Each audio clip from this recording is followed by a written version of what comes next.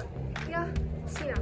24. mail toimub just siin Armastuse saalis noortefestival Kringel.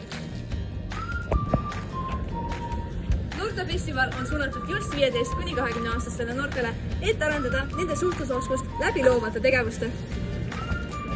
Festivali käigus toimuvad erinevad töötoad ja õhtu võtab kokku Ingeriks Kringel kontsert. Aga miks see on oluline? Suhtlusoskused on elus äärmiselt vajalikud nii uute sõprussidemete tekkeks kui ka tulevikus tööintervjuudel osalemiseks. Seetõttu ongi meie noortefestivali eesmärgiks arendada noorte suhtlusoskusi, tuues selle kaudu välja igaühe enda autentsuse, omapära ja sisemise julguse. Kas sina oled olnud kunagi sellises olukorras? Jau, hei. Jah. Kuidas sul siis läheb? Mulle täitsa hästi läheb. Kuidas sul lendab?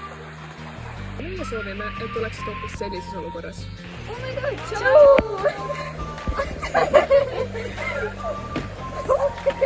Sul on nii õnnu kleid. Oh my god, aitäh, mul on nii edasi püksid. Aitäh! Oh my god, kas sa seda kuulsid? 24. mail on noortefestival Kringel. Aga kes seda kõike korraldab? Tema on Kristina. Ja tema on Krista ja koos oleme turundus- ja kommunikatsioonitiim. Täpselt nii. Mina olen Elis ja mina tegelen programmiga.